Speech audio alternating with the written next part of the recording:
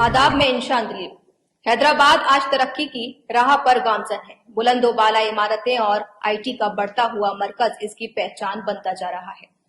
मगर इसी तरक्की याफ्ता शहर के ट्रैफिक सिग्नल्स पर भिखारियों का हुजूम एक तल्ख हकीकत बन चुका है। ट्रैफिक की लाल बत्ती के साथ ही नंगे पांव बच्चे, मासूमों को गोद में लिए औरतें और बेसहारा माजूर अफराद गाड़ियों के बीच आ खड़े होते हैं। कुछ वाकई मजबूर होते हैं तो कुछ मुनज्जम गिरोह का हिस्सा। ये मसला सिर्फ रहम या हमदर्दी का नहीं बल्कि शहरी तहफ्फुज़, ट्रैफिक की रवानी, बच्चों के बुनियादी हुकूक और कानून की अमलदारी से जुड़ा हुआ है। हैरत अंगेज बात यह है कि बहुत से लोग इन मनाजिर के आदी हो चुके हैं और भिखारियों को रोजमर्रा का एक मामूल समझने लगे हैं। इसी अहम मसले पर हैदराबाद से हमारे नुमाइंदे मोहम्मद उमर की ये खुसूसी रिपोर्ट पेश खिदमत है।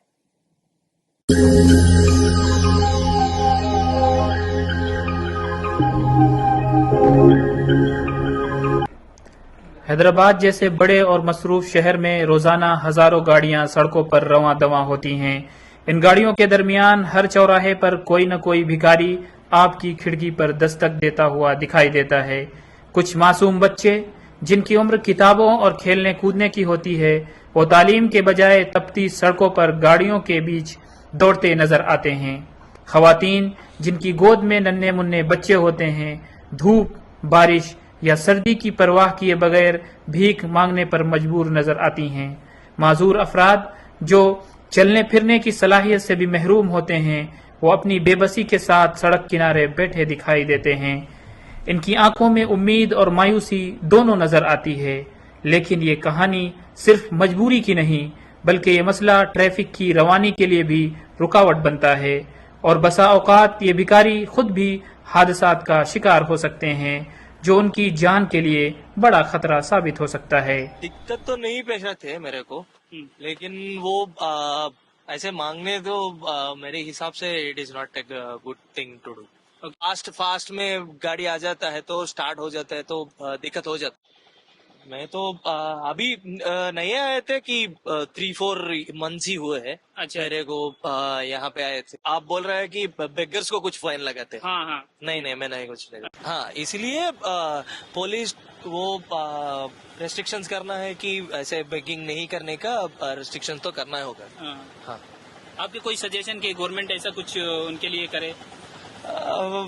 मेरे हिसाब से वो कुछ बेगर्स होम बना दे या उनका कोई स्टैंडर्ड इनकम जनरेट करने के सोर्स दिखा दे तो अच्छा होगा। वो तो वो छोटे वाले व्हील्स पे जो दिखता नहीं है जो नीचे से, right? So we afraid that we might bump into them और something and they might get hurt.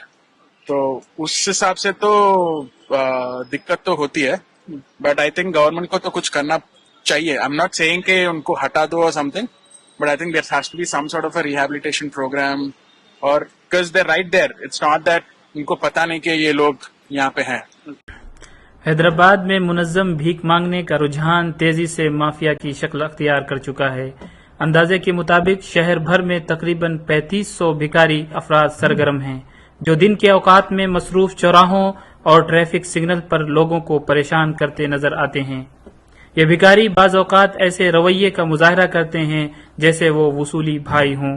Traffic signal पर अचानक गाड़ियों की तरफ लपकना, दस्तक देना और जबरदस्ती पैसे लेने की कोशिश करना आवाम के लिए खौफ और उलझन का बायस बनता जा रहा है।